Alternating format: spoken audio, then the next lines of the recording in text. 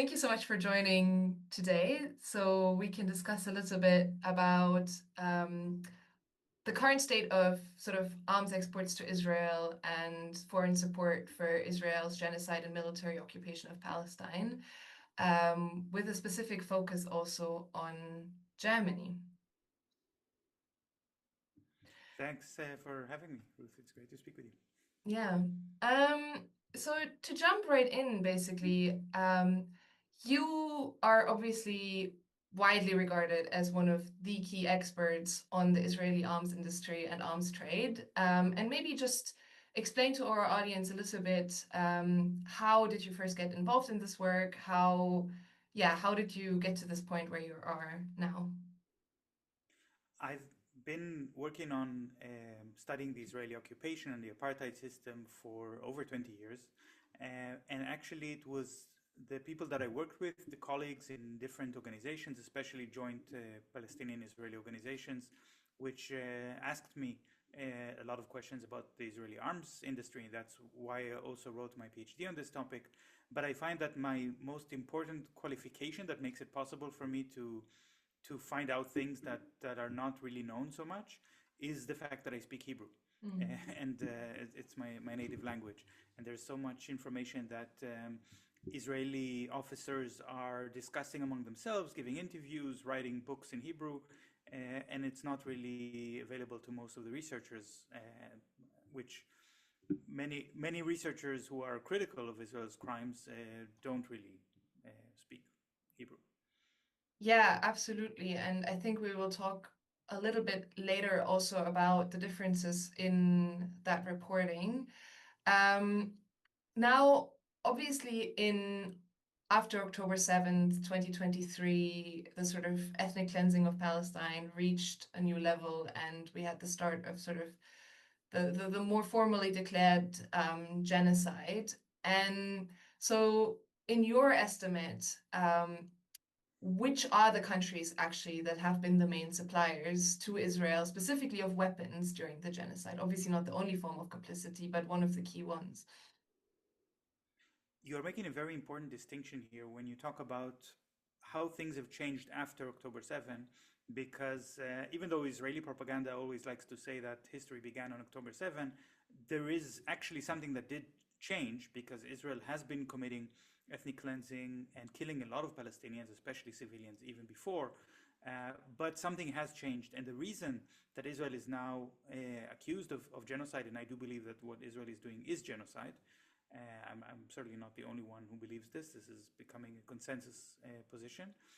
Is also manifested in the fact that Israel is using different weapons because the Israeli arms industry specialized in a kind of niche where they develop weapons for occupation, for oppression, for control of populations, meaning guns that deliver injuries and inflict a lot of pain, but are not necessarily designed to kill. And things like tear gas and biometric surveillance equipment and cameras, which are designed to control people, to incarcerate them. And when Israel has started really with the purpose of exterminating people in large numbers, they rely more and more on foreign weapons that are being Mm. imported. So, of course, the biggest importer is the United States. There are different estimates by how much, but it's certainly more than 60%. That's the lowest um, estimate of how many of the weapons are coming from the US, but this is in terms of money value mostly. Then number two is Germany. We'll talk a lot about Germany. But actually, there are a lot of different countries that are also providing weapons that are worth mentioning, maybe very briefly. Some countries that are very surprising. If we're talking about dual use items, Mm. then this also includes energy products. So suddenly it becomes clear that Colombia was one of the most important sources of energy to Israel because it was the biggest coal exporter to Israel, but they stopped because they realized that the coal is fueling the genocide. And even South Africa being the second biggest exporter of coal to Israel, Mm. not exactly a country that we would expect to be helping the genocide, but they have yet to make an official declaration that they stop the coal exports. And then we have a lot of other materials. We have, for example, India, which is a major customer of Israeli weapons, an importer of Israeli weapons. But now the Adani Group in India, a major industrial group, is reselling the drones, the Hermes drones, to Israel that it produces under license of an Israeli arms company in India. Mm. Um, and we have Serbia as one of the major supporters, major suppliers of weapons to Israel. But many other countries in West Europe, like the UK, Netherlands, Belgium, Spain, France, are also providing various kinds of weapons, components, parts. I should not forget Italy, of course, Mm. which are very important to a very complex war machine that Israel has. And one of the most important issues is that when Israel is making their own weapons, like the artillery shells or the bombs, they usually have some small parts that they are not able to produce themselves, and then Right. they have no choice but to import them. And sometimes the countries that are providing those components are surprising. It could be some country in Africa that has a surplus of detonators for artillery that they haven't used, and Israel is willing to pay very large amounts of money to buy those detonators. And so suddenly there would be countries that never traded weapons before with Israel that begin to trade. And Israel is using a lot of quadcopters, the small drones, which they turn into suicide drones and blow them up on people. And the only country that can make the engines for those quadcopters is China. And China usually doesn't agree to sell weapons to Israel, but now they are. Mm. I think it's a really important point that you raise. I think, in case some people don't know, I mean, dual use goods are goods that could be used for civilian or military purposes normally. But also when it comes to components, I think this is something that we've seen repeatedly, where there is some confusion in the statistics about who the major suppliers of weapons to Israel are, because some international mechanisms to monitor the arms trade only consider like major weapons and like large assembled weapon systems. But now we're also talking about the smaller components like detonators and those kinds of things. So I wanted to ask you about that. I mean, obviously the US is a key supplier of things also like bombs, like the very visible things that explode in on people's homes. And but so what impact in your view would it have if smaller, quote unquote, smaller suppliers were to stop their arms trade with Israel, say a UK that doesn't often show up in the sort of major weapons trade statistics, but is part of the F-35 supply chain, for example, which is one of the main fighter jets used by Israel, or say a Serbia or a Romania or an India were to stop trading military goods essentially with Israel and dual use goods. It's already happening. And this Mm. is one of the things that I can see when I'm following the Hebrew media very closely. And I see that the Israeli soldiers are complaining, the officers are complaining that they have to be very careful about how much ammunition they're using. And I imagine that our viewers and listeners are aware that Israel is weaponizing artificial intelligence. And there's been the very important research by Yuval Avraham from 972 magazine about the use of the lavender system, the gospel, the alchemist, where's daddy, these Mm. artificial intelligence systems that mass produced targets in Gaza, which allows Israel to really systematically kill tens of thousands of people, or even theoretically 2 million people. Because if Mm. you really count the number of targets, it would be enough to really kill everybody in Gaza. Mm. And Yuval Avraham wrote an update article where he said actually the officers told him that they had to stop using the system at some point because it was too wasteful in ammunition. Because of the efforts of military embargo by different countries, and we know these were not the US and not Germany, they're not the biggest suppliers, but actually the smaller ones, that said, we don't want to send the materials, some explosives, detonators or the materials to make the detonators. Like there's a specific kind of explosive that is very fast burning that can be made into detonators. And those shipments have been stopped. So Israel had to become very economical in the use of ammunition and could no longer mass carpet bomb large, densely populated parts of Gaza. So it already has a major impact. Mhm. But of course, it's not enough because Israel continues to bomb. Yeah, and I think we'll talk a little bit more. I have a few questions toward the end about how to stop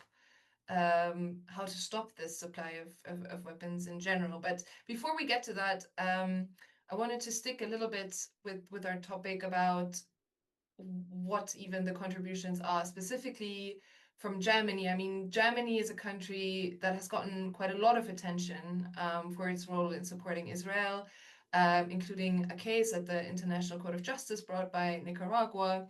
But so, in terms of weapons, what would you say have Germany's sort of key contributions been to the genocide and to the ongoing sort of military occupation of Palestine? I think it's very important to understand that it's not just the weapons. Maybe Mm. now is not the time for us to talk about all the ways that Germany is supporting the genocide and enabling Israel economically, diplomatically, but to focus on the weapons, just to put it in the right framework, that it's not just that. But in terms of the weapons, there has been a very comprehensive report written by Forensic Architecture, which I'm sure you know very well, and because it's so long and detailed, I will not attempt to summarize everything here, but certainly it's very important that Germany is providing Israel with every different kind of weapon, in terms of every different platform of battle or arena of battle, Mm. is something where German weapons play a role. From the um, Mm. scopes of rifles to warships that are bombarding Gaza from the sea to drones where and aircraft. So there's really most importantly, I think, is artillery, where the artillery Germany has always claimed artillery to Israel directly. The main company in Germany that is making the artillery, Rheinmetall, continued to argue that they are not selling to Israel. But what they are doing actually is exchanging technology with Israel. Mm. And together with Israel's Elbit systems, they've developed a new kind of cannon, which is a self-loading cannon. And this 155 millimeter cannon has become by far the most lethal weapon Israel is using in Gaza. Israel only has about 10 of these cannons because they have the prototypes that they've co-developed with Germany, so they don't need to buy the cannons. The limiting factor, the bottleneck factor, is how much ammunition they have, because each one of those cannons, which is self-loading, can fire 500 shells per 24 hours. Mm. 500 shells, each one of them weighs 45 kilograms, and so that's about 10 tons per day. And if you have 10 of those cannons, it's 100 tons per day, and that's already a shipload of ammunition. So the real limit on how much Israel can fire is the amount of ammunition. This is Germany's fault. This is because Rheinmetall has provided this technology to Israel. And I think it's also important to mention that the infantry in Gaza are using the Matador shoulder-mounted missile, which is designed and marketed as an anti-tank missile, but Israel is using it against apartments where families are living, and killing civilians with this weapon. This weapon has been co-developed and co-produced with the German company Dynamite, and there is also um, the Sig Sauer light machine gun that Israel is incorporating, which is a German company, but it's not. The factory is actually not based in Germany. Right. I do think, as you mentioned, there's a lot of things still that we don't even know fully, like the contributions of a company like Rheinmetall, for example, as well as I think in the German debate, it's sometimes, especially the naval platform that you mentioned, the warships, the submarines, those are things that are sometimes under discussed, even though they form a huge part of the, at least in value, in the arms trade from Germany to Israel. And I think policymakers especially tend to be quite like dismissive of the role that these weapons play in the genocide. And I think especially now that we're at a stage where there is such a clear case of a blockade in violation of the provisions as well of the International Court of Justice. Um, I think we can really see the role that the naval ships also will play when we see the global flotilla to bring aid to Gaza, for example, now approaching the shore, and the role that these ships will play in upholding this blockade.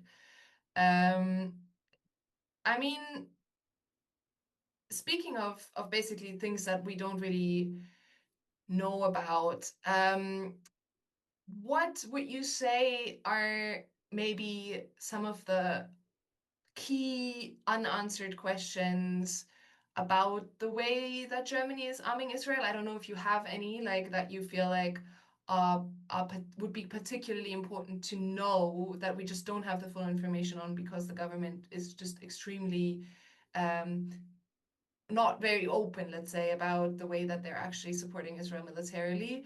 And in the same vein, sort of, are there discrepancies that you're seeing between what you're seeing in German versus English versus sort of Hebrew media when we're talking about like German military support for Israel?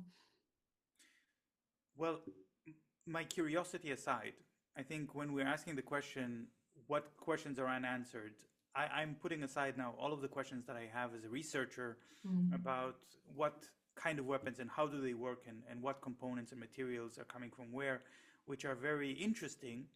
But I really want to answer the question in the sense of what information is missing in order to stop the weapons Yeah. from a very operable point of view. And here I think the lack of transparency itself is the issue.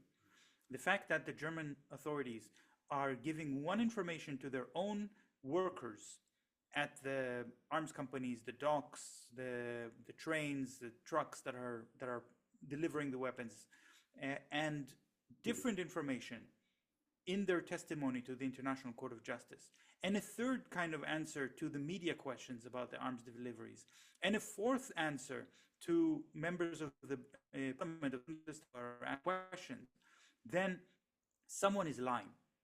And I think the lie itself is illegal, and it has to be traced to the person who is lying, because those people must be made accountable.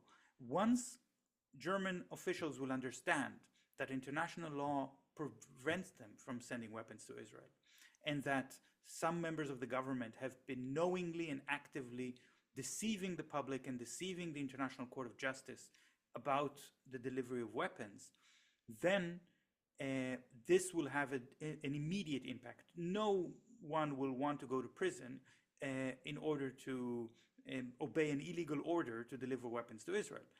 So we will see action from the unions, we will see action from on the ground from the workers, and I think this is the important point. We need to really ask the question to the members of the German government that has exited recently, and members of the current new German government, who is given false information to whom, and what kind of accountability is there to them, because Germany is obligated under international conventions to have proceedings according to, in its own judicial systems against officials who are breaking the law.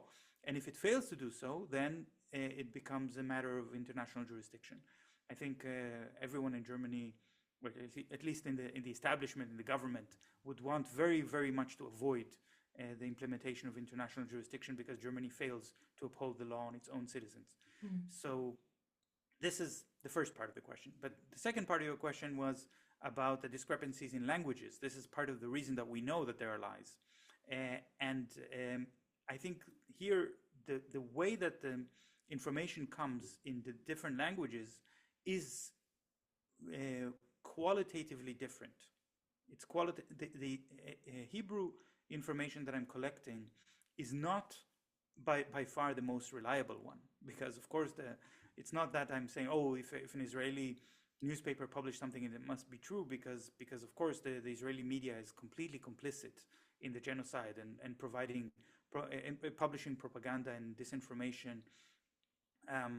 In his speech at the UN, Netanyahu made some comments about babies being burnt alive. Everyone knows this is a lie, but he didn't say it to the UN. He said it to his own people because anyone who reads Israeli newspapers don't know it's a lie. They still believe those fabrications, and this this nevertheless doesn't mean that Hebrew media is not useful, because in the Hebrew media there are a lot of discussions by Israelis who are not aware of what's happening in the world. They're not aware that they can be talking about a specific weapon and that the information that they are discussing has legal ramifications. Because if they don't know what's happening in the world and they don't know about the ICJ cases and the ICC cases, then they don't know that they should be careful about publishing this information.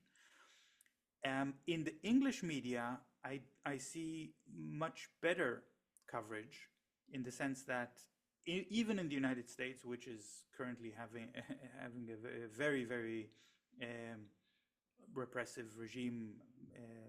I don't know if it's even precedented in its history, but there's still a sense among journalists that it's their duty to criticize the government and to publish information. So we get, even from very right-wing publications like the Wall Street Journal, factual information. What kind of bombs the US is giving Israel?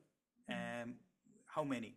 When were they delivered? This is information that is not to be found in Israeli media unless they translate from English, and also not in German media. And then the German media, we have a very serious problem in Germany of just unquestioning loyalty of journalists to the government, to the establishment. They don't think that they should be asking critical questions. They don't think that they need to express any opinion that is not the opinion of the ruling party. This is just very, very sad political traditions in Germany. But because of this, the sources in Germany are mainly just reflecting the official position of the government and the official information that the government is willing to release. So when we're trying to find the discrepancies, it's through navigating these three languages and these three sources. And this was a very long introduction, and I will just give one short example to say that the German government has constantly reiterated that it has not yet authorized the sale of tank shells to Israel. The tank shells that were considered as an export item to Israel, the 120 millimeter shells, have never been officially included in the exports, and not even in official answers to the press. Yet this year, there was an interview with Israeli soldiers in the tank battalions, and they were complaining that the new shells coming from Germany were not as good as they expected. So, I mean, again, I'm not saying that the Israeli media is particularly accurate and trustworthy, but these were testimonies by Israeli soldiers who are talking about the new tank shells coming from Germany. So this really raises a very serious question. Yeah. Yeah, I mean, absolutely. I mean, we have seen basically the German government pretending that, oh, we're barely contributing anything of use, when we see these other sources saying big other things. And you were already mentioning a little bit about those collaborations with Rheinmetall, with Dynamite Nobel, and others with Israeli companies.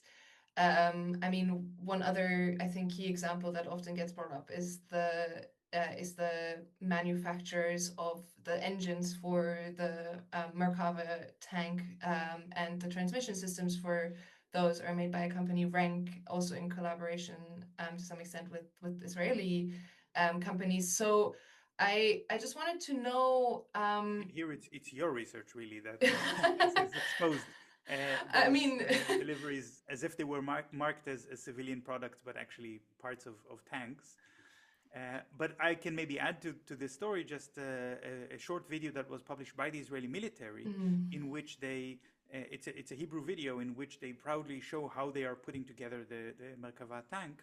mm, And if in second number 44 in this video, you can see the engine, and they say, "Oh, here is the engine of the tank." You can look at the video and see MTU written on each and every of the internal combustion chambers of the engine. yeah. I think it's one of those things where, oops, my light just switched off.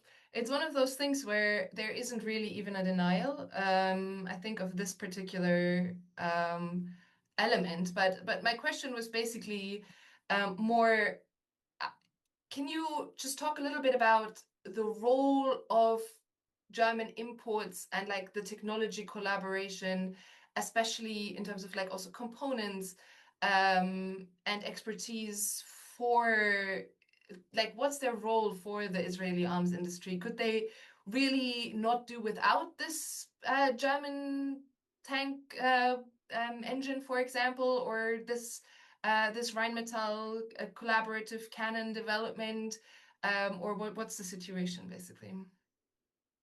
Yeah, I think we need to really understand how industry works. It's not just the military industry, but really Mm, how technology works. It's not just that you have a blueprint and you have a factory and you have the materials and somehow it gets all assembled, but rather it's many years of experience and dealing with different problems. And Israel has a long history of military trade with Germany, which was which goes more than 50 years into the past, where after Adenauer signed the reparations agreement with the Israeli government, uh, where the Israelis said, "Would you mind giving us the reparations not in the form of money for the Holocaust survivors who live in Israel, but rather in the form of weapons?" And Adenauer was very happy to create jobs for the German arms industry. But then Israel also returned the favor and started exporting weapons to Germany, especially after 1973, the war in which Israel fought the Syrian and Egyptian armies, which were equipped by Soviet weapons. And Israel could share the experience, and then you really see how the technology is exchanged. What caliber of cannon is needed in order to punch a hole through a Soviet armor? And this very close collaboration, it goes on many different levels. The fact that Germany is installing pods, radar and navigation pods into the Eurofighter jets that it has, made by an Israeli arms company called Rafael, is because the technologies can talk to each other, because the Germans trust the Israelis with military secrets. And Israel is exploiting this, of course, to develop products and compete with European companies. So if this collaboration will stop, it means not just an immediate stop of necessary components and technologies, but it harms the supply chain throughout its entire process. So every factory, every worker in mm, the arms industry knows that this collaboration creates job opportunities for them in the future, that whatever experience that they're making as they are developing weapons for Gaza are experiences that can be monetized for the next arms fair, where they will show a new ability of the missile or the drone that they're developing.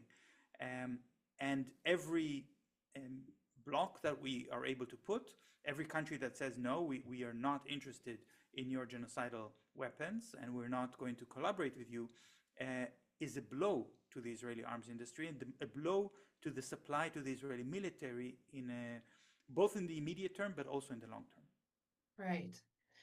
Um, I think to the surprise of many, in August, the German government actually said, oh, we are now no longer licensing certain or like new arms exports basically to Israel that could be used in Gaza.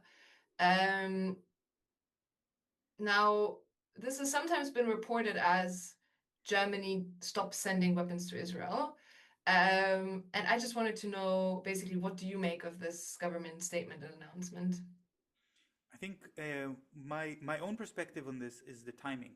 first of all, because it was Friday, August 8th, which was just a couple of hours until after the Israeli cabinet made the decision to embark on Operation Chariots of Gideon 2, which is the current operation in Gaza, the complete occupation of Gaza City, and the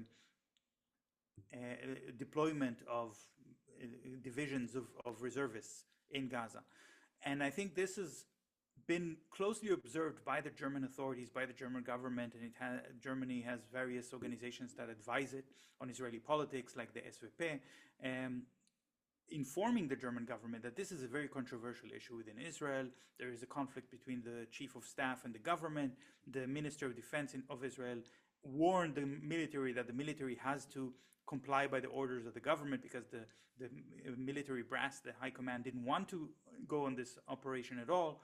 When the Minister of Defense is saying something like this, this is often one step before a military coup, which is not the case in Israel. But certainly I think that when the government said we ignore all of the warning signs, we ignore all the international pressure, we ignore even the protests from inside the Israeli society and the Israeli military, and decide to conduct more devastation and death in Gaza for our own purposes, then the German government reacted within hours by making this statement, which is a statement. It only refers to weapons that are being used in Gaza. And then, of course, there's the question of, does the German government even acknowledges the fact that the warships that it is selling to Israel have been used to bomb Gaza and, as you mentioned before, to enforce the blockade and prevent humanitarian goods from reaching Gaza through the sea. And if they say we don't see it, we ignore it, we don't acknowledge it, then this doesn't apply to the warships. Also, they only referred to future armed deliveries and not to existing contracts. And when a question was raised about this issue in a press conference of the government, the speaker of the government said, we cannot bend space and time. We cannot cancel the existing contract. But this is a very disingenuous answer, because the region of Wallonia, the state of Wallonia within Belgium, already in February 2024, so a year and a half ago, has declared that they are absolutely canceling the existing arms contracts, export licenses, because it's illegal to send weapons to Israel.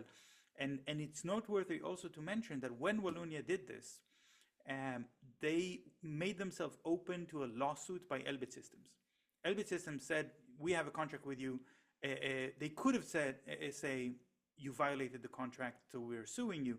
But Elbit Systems didn't sue, because they knew they were going to lose, because international law is clear on this issue and is stronger than the contract. Germany doesn't seem to understand this, or the German government doesn't seem to understand or doesn't want to understand this point. So they are still allegedly honoring the illegal arm export licenses that are in place. And a third issue, which I think is important to consider, is that Merz, in his statement, only referred to weapon exports, but Germany has this weird distinction between weapons of war and military equipment, which, as if engines for tanks are not considered weapons of war. But in addition to this, there are all the dual-use items. Mm-hmm. And there's been quite a lot of dual-use items that Germany has been providing to Israel, even proven to be used for military purposes, like the pressure regulator from the air conditioning company Yumo in Fulda, which has been installed in a rocket and fired on the Nur Shams refugee camp in July 1st, 2024. There is a photo showing the Yumo component, and the German government, the company, never acknowledged this, never said that they will stop selling pressure regulators following this atrocity. So again, it's a statement. I do think that even if behind the statement there is very little action, it is nevertheless important. It is a step forward. We should not make little of it because, first of all, inside Germany, everyone are getting the feeling that the winds are changing, and Mhm. the unions, the workers in the arms companies and the companies that deliver the weapons know that they have to. It's not so simple to send weapons to Israel, and even the chancellor had to put some restrictions in place.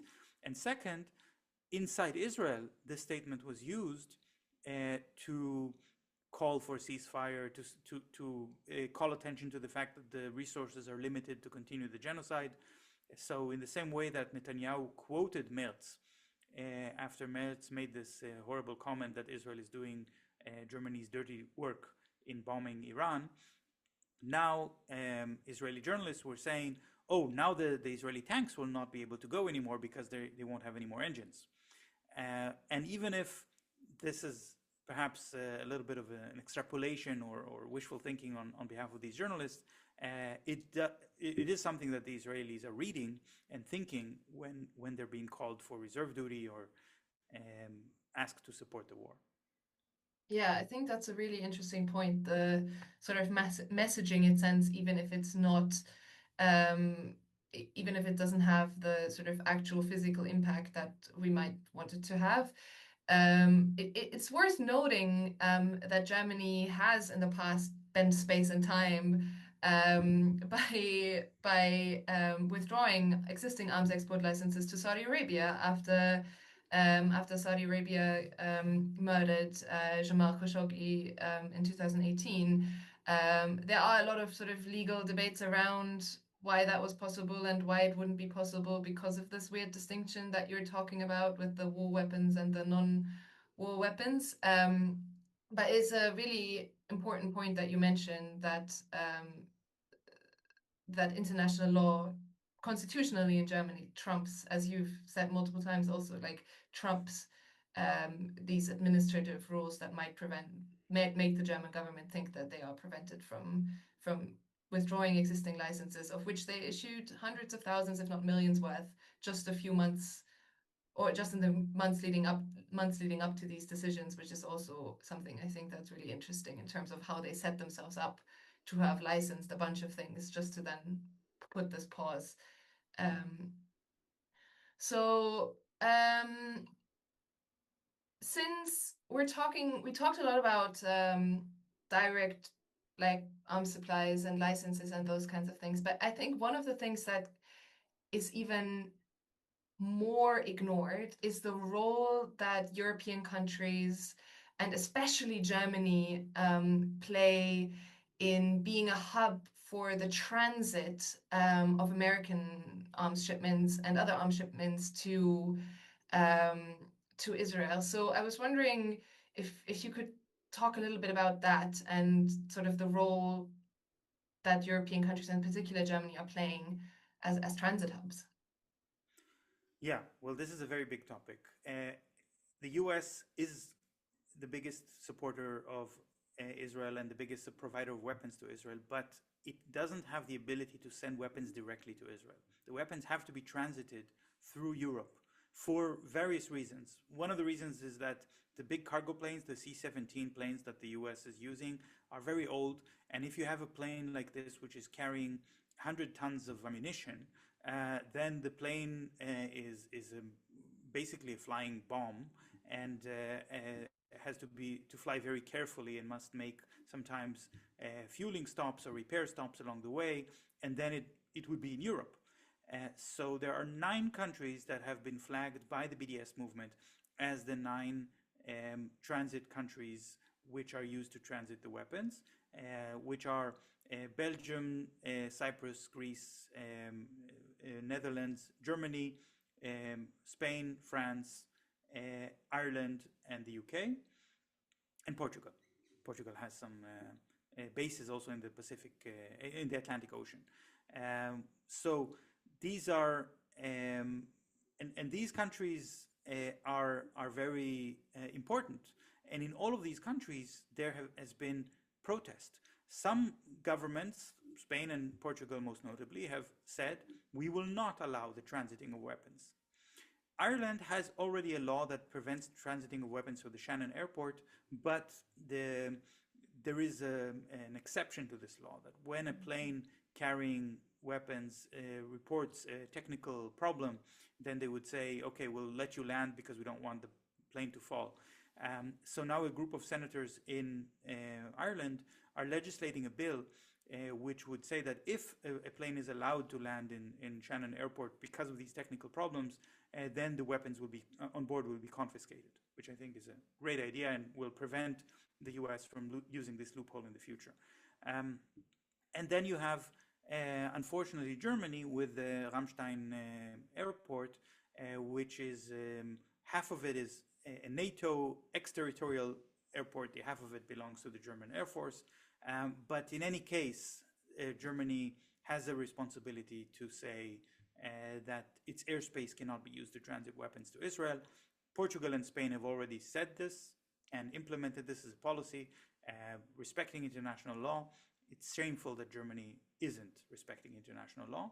And what, if I may refer again to Netanyahu's speech at the UN that he gave just now, his plane flying to New York had to go a very long roundabout way because he couldn't fly over European countries who denied him use of their airspace. So it is possible to do it. And if the European transit countries will also deny the US the use of their airspace to transit weapons to Israel, it would really impact the ability of Israel to receive weapons from the United States. I think that's a really interesting point. I think recently there was also an investigation by journalist Josip Artal into the role that also civilian, I think FedEx flights it was through Germany played in the supply of F-35 components, and there are the Irish outlet, the Ditch, have done a lot of work on this. And in fact, we did some work with them on, or I did some work with them on the role of Slovenia, which, as we know, has an arms embargo, a full arms embargo in place now against Israel. But before that, actually, one of their major ports, or their major port, was a transport hub of weapons, and even now we're sort of monitoring how this embargo is enforced for the transit of weapons, especially also from southern Germany and Eastern Europe. But in terms of Eastern Europe, I was actually interested to hear your perspective on why do you think it is that, at least in my perspective, there's been a lot less attention on exporters to Israel from Eastern European countries such as Serbia, such as Romania, but also countries further afield, like India. I think there's even more to that story than just the drone connection. I think there were some ships that BDS was targeting for the transport of explosives from Tamil Nadu. So I was just wondering if you think this impression is incorrect, or maybe what we could do to increase also attention on these suppliers. I know that there are some local groups who are trying, but are really struggling. Yeah, well, you've named three countries, and I think each one of them has its own story, and we need to really talk about them as separate cases because they really are unique in their way. India is a country with about 8 to 16 million people who are members of the BDS movement, who are supporters of BDS. So there are the BDS movement in India is gigantic, Yeah. and there are a lot of people who support Palestine, but the regime in India is very right wing, very Islamophobic, close ally of Israel, and and not willing to adhere to the calls to respect Palestinian rights. Also, India is not a signatory to the ATT, the Arms Trade Treaty, so they are not reporting about the weapons that they're trading with Israel. And yeah, this is and also there are a lot of geopolitical elements here because India pursues a policy in which it maintains good relations at the same time with China, Russia, Iran, and the West. So the whole idea of imposing sanctions is an antithesis to their foreign policy. But nevertheless, we have, because of the public support, the general feeling among people in India, that the colonial genocide that Israel committing is something that resonates with their own history. That's why we have informants telling us, here's a ship that has just docked in the Chennai port in India and was loaded with weapons to Israel. These informants are taking a very large risk. So I'm not going to share any more information, but the reason that we have informants is because of the work of grassroots organizations, of protest organizations, people who help spread the word. And this is a lesson for us in Germany, where whistleblowers or informants will not be punished on the same level as they are in India.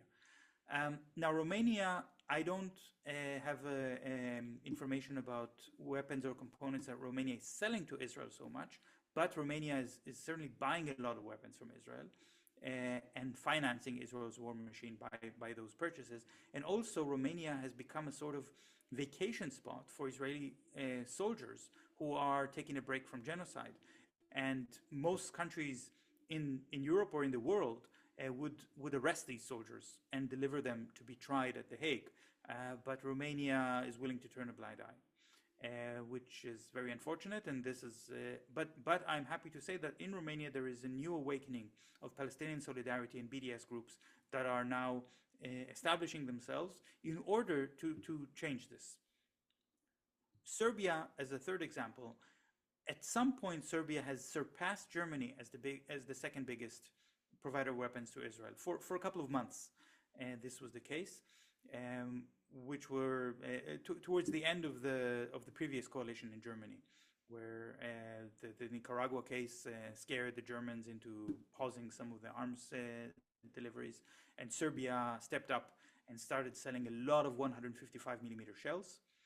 The only source I have to prove that Serbia has been selling specifically this ammunition and not something else is from Hebrew sources, and Serbia has a contract with or an agreement with Israel that Israel does not recognize the genocide in Srebrenica, and Serbia doesn't recognize the genocide in Gaza.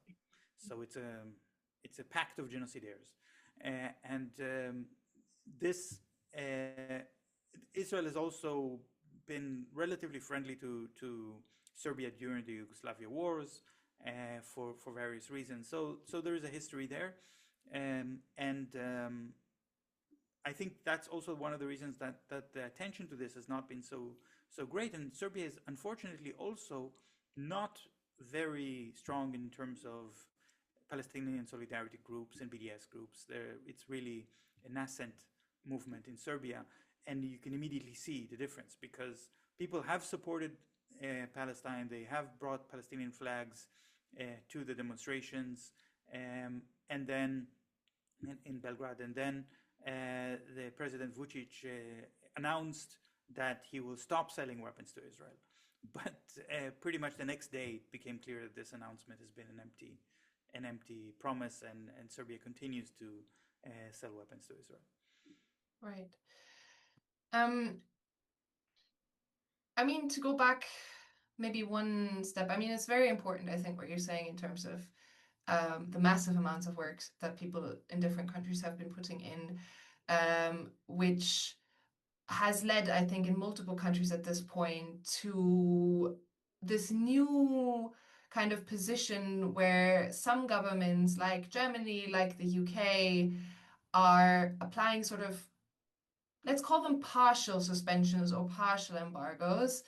The sort of position that seems to be taken there is that only weapons that could be used in Gaza specifically, often not even referring to the West Bank, but just Gaza, shouldn't be exported to Israel. But arms that could be used, for example, for training or for air defense or those kinds of things, should still be exported to Israel, or components as well. Um, what's your take on this approach that governments are taking, or some governments are taking? Well, I think it's a cop out because it's a way to anyone who makes a statement like this is assuming that the public is not intelligent enough to know how armies work and to know that a military functions as a system with a lot of different elements, and military strategy is based on calculations that include also the ability to train the soldiers and also the ability to have air defense. And that if Israel wasn't armed to the teeth with air defense interception missiles, it would not have launched an attack on Iran in June that killed over 1,000 people in Iran. It would not have launched a series of attacks in Sana'a in Yemen, again killing a lot of civilians. This is only possible because they have this air defense system that allows them to attack with impunity. So it's part of the system. And there are also reports from the Israeli military where soldiers are complaining that because of the growing military embargo and because it's not possible for them to get enough propellants, for example, for their shells, they are using propellants that say on the packaging, this is only for training purposes. So it's very nice that Germany is writing for only for training purposes on the propellants, but if in the end it's used to propel a shell that falls on a residential building and kills families of civilians in Gaza, then of course Germany cannot claim that they have nothing to no blame in the matter because they wrote it's only for training purposes. There is evidence, there are reports by the Israeli soldiers saying we are using these training propellants to fire at Gaza. Yeah. Um, I think, again, to sort of go back just a little bit, the way also that the Israeli arms industry is set up, you've talked about this already, the way that it was quite niche and it relies on certain specific imports, or the Israeli military rather relies on certain specific imports. But I am kind of curious, like, what the position of the Israeli arms industry is in creating the conditions for this genocide to continue. Like, we are hearing a lot about Israeli companies selling sort of battle-tested weapons. You yourself have already talked about this a little bit earlier.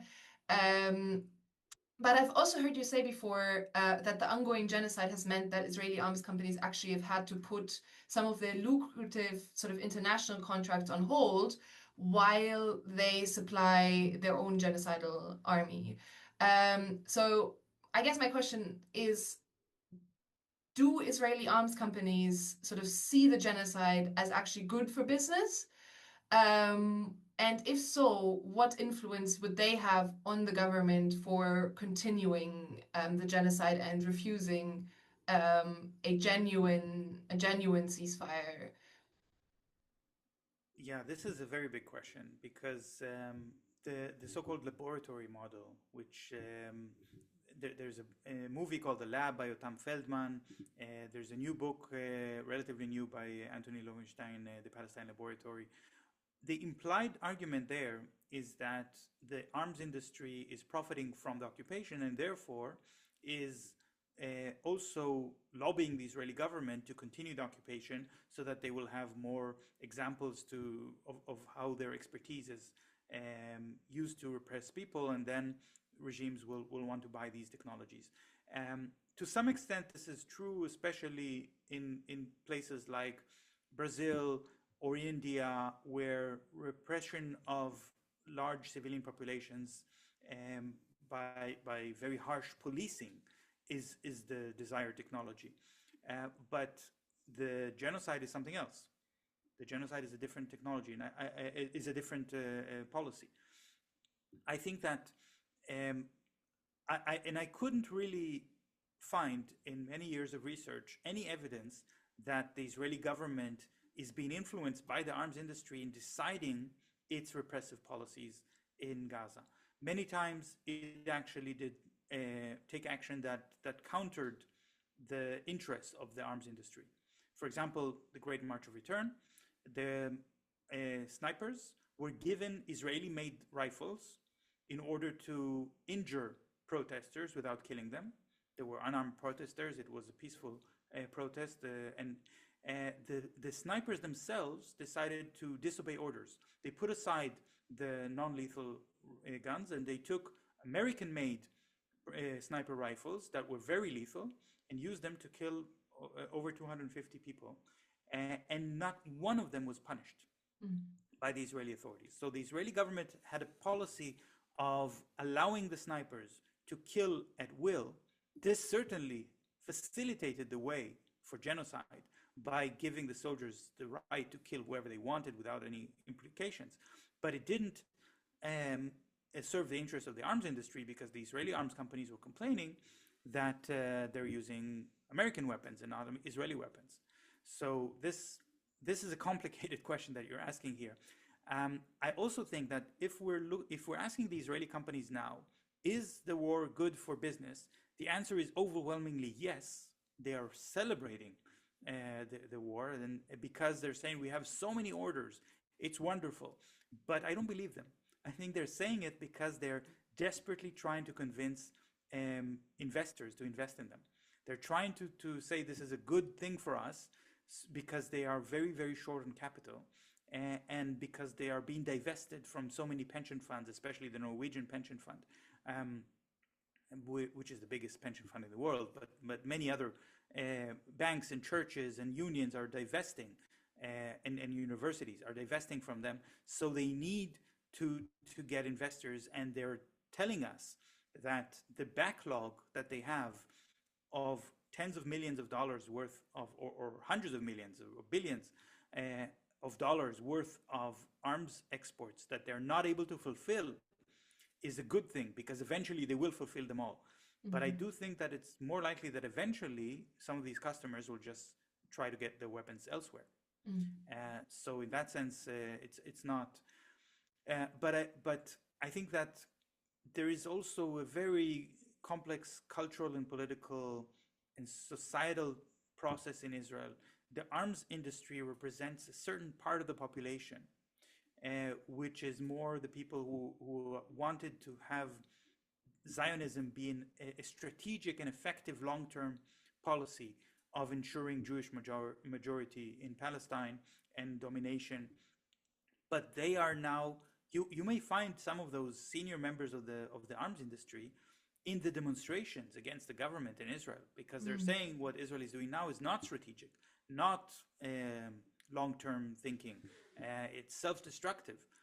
So they're certainly not caring about the lives of Palestinians, but they do think that the new kind of elite that took over in Israel, the far-right populist elite, is not interested in things like exporting the weapons to the rest of the world, and rather only interested in expanding the borders of Israel and getting rid of the indigenous population.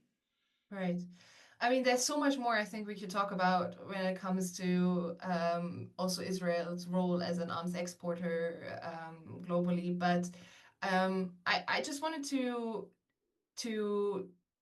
sort of wrap up a little bit with some of the things that we already started out with in terms of campaigning. Like you used to be the military boycott coordinator of the boycott, divestment, sanctions campaign, which is the BDS campaign, which we've talked, which has been mentioned a few times. Could you like talk a little bit about, or say a few words, just a few words really, about BDS's strategy for achieving a military embargo on Israel during the genocide? Yeah, BDS is a movement with very clear demands and very clear methods. It adheres to international law. And because it adheres to international law, the strategy has always been very, very clear to use international law as a tool. So the way that BDS works is by building a grassroots movement of people who support Palestinian rights and and conduct a consumer boycott. But you cannot use consumer boycott to stop weapon shipments, or sometimes you can with specific companies that are making weapons and also civilian things or are invested in the arms industry and so on. But the consumer boycott is not the most effective way to achieve military embargo. Then you have the at the second stage you bring more the civil society organizations, the universities, the unions, the legal structures, the lawyers, and that is where you come to the step of divestment, the D in BDS. And finally, when you've built a movement on the grassroots level and on the civil society level, you can really influence government decision and policies, and this is where you get the sanctions. Mhm. And military embargo is a sanction. So when I joined the BDS movement, well, I actually joined the BDS movement 20 years ago. But when I started working as a member, as a coordinator for the BNC, the Boycott National Committee, which steers the BDS movement, as the military embargo coordinator, I thought, well, the military embargo is going to be the last thing we achieve, right? Mhm. Because it's a sanction. It comes at the end. The governments will be very, very late after the public opinion has shifted to impose sanctions. So my work is more long term. But I didn't I didn't think there's going to be a genocide. I didn't think it's going to Mhm. happen so fast. And when it started, then governments really did start to take action, and the military embargo started to gain momentum very fast by using a lot of legal texts. There are a lot of very, very good articles written by prominent lawyers and promoted through UN officials and international courts. And when people see that the legal obligation is so clear, it makes it much easier also to build a movement around it and to get people to support it. So yeah, I mean, the BDS has always organized protests in front of supermarkets or in front of retail stores to calling to boycott products from Israeli companies that are exploiting Palestinians. And suddenly we had mass demonstrations calling on governments to impose a military embargo on Israel. This is a very quick, a fast development. Mhm. Yeah, I mean, within this development, are there sort of a few strategies or examples of campaigns that stand out to you, that have stood out to you, that in how effective they've been in preventing arms sales to Israel? And if so, maybe why do you think these ones were particularly effective? Yeah, there are so many examples, but I just want to give one, which is Spain, because I think this is an example that really encompasses all the different levels and has also achieved tremendous results. Mm. Now, every time I say this, my friends and colleagues from Spain are very angry because when I give them praise for having such effective campaigning and being so successful, they always remind me that it's not enough and there's more to do. But this is part of this energy that made it Mm. possible for the activists in Spain to achieve so much. So I take their criticism gladly. But I think that the way that they did it is, first of all, by planning. Mm. They were very strategic. They planned before they took action. And then their plan encompassed all the levels that I mentioned before, starting with grassroots organization, but also getting the media involved, getting lawyers involved, getting the unions and the universities, so that the grassroots action very quickly escalated and got a lot of press coverage. And very, very quickly, they got to the level of government and talking to government officials and political parties. And I think about the party, political party Sumar, which is a junior member of the coalition. It's very small, um, but nevertheless critical for the majority of the socialist coalition. And Sanchez, the prime minister, was not our friend. Sanchez, when he took power, was very pro-Israel. Mhm. But Sumar said, we don't accept it. We demand that this government impose a military embargo. And Sanchez said, but you are small. You don't get to dictate the government policy. And of course, they used all the arguments that the BDS movement has given them, which is it's obligated by the law. It's the moral thing to do. We have to do it. But nevertheless, he said, why should I listen to you? You cannot. The only thing you can do is resign from the coalition, and then the government will fall, and there will be new election. The right wing will get to power. Is this what you want? Are you going to topple the government? Um, and they said, well, in times of genocide, our political career is not the most important priority. Mhm. And they called his bluff. Mhm. So Sanchez had no choice. And from a pro-Israeli politician in Europe, he became the one who called on the EU to impose military embargo on Israel and started to implement more and more steps. And every step starts with the grassroots protest, with some articles in the media, with lawsuits by lawyers. Everything is coordinated with the BDS groups, and then eventually the government takes action. And every time this happens, there's also a report about this in the Hebrew media, which I'm following as well, as I see that they are seeing the ring tightening around them. And and many Israelis started to hear about this and responded by saying, but why is Spain even relevant for us? We didn't even know that Spain is a arms provider to Israel. We were interested only in the US and Germany. But then the Israelis are getting a crash course about how the military industry works and how important it is. And, and, uh, and of course, this goes beyond just the immediate legal obligation to stop an arms shipment and gets to the point where Spain says we have to be proactive, meaning that we have to re-examine and maybe suspend the association agreement with Israel for trade, because it also includes dual-use items and because it violates international law in other ways. So eventually the pressure is very effective. Right.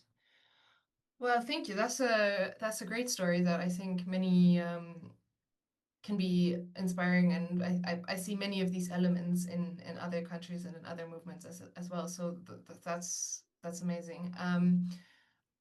Is there anything else that you think should be mentioned at this current moment that we're in?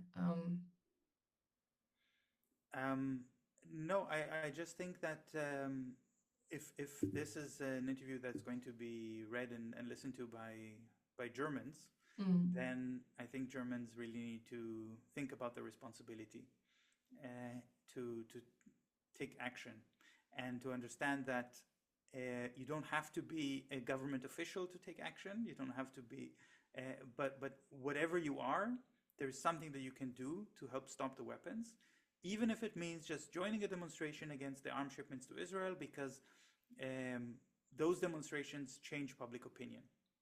If they're done strategically and wisely, and they should be done strategically and wisely, using uh, slogans that are permitted by the police. We're not trying to create provocations just for the sake of provocation, but we're trying um, to really tell the German public about what these weapons are doing, and eventually, even the very obedient German unions and journalists and dock workers and airport workers will have to see the reality in front of their eyes.